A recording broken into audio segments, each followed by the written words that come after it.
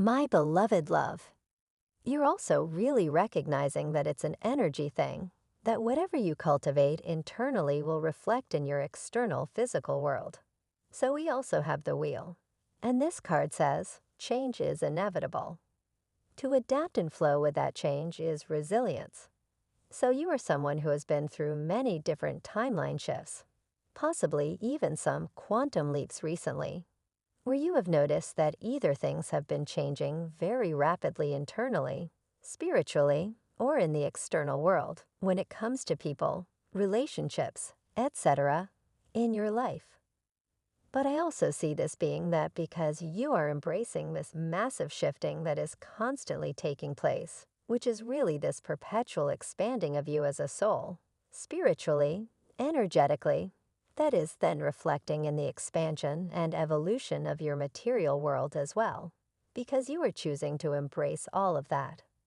It is actually putting you in an energy that others would see as lucky. But really, this is the crossroads of alignment with trust, meaning being in alignment with your core authentic self and trusting the unfolding, trusting the unknowns that come along with that as you stand in that place. So wow, very beautiful messages coming out for you today. Divine Feminine, I really hope some of this has been resonating. I will be reading from one final Rumi Oracle card before we close out the reading. And this card is Divine Mother Manifests. So, the guidebook here says, oh, you living in the world of 6 directions, accept the gloom and accept the bliss. For those seeds buried in the ground will one day grow into fruitful orchards. Rumi and the guidebook also say, we pray for light, we pray for love. We honor and live our lives with its mysteries with as much integrity as we can muster. But beyond that, it is best to participate in this life with much less certainty than the mind would have us believe necessary for inner peace. Inner peace doesn't come with understanding. It comes with trusting. Can we understand a star or a galaxy? Perhaps not yet. We choose to trust in its beauty and beingness, and from it derive great energy, hope, and inspiration. The ways of the Divine Mother are not to be judged by our limited standards. Rather, they can be witnessed, experienced, and received.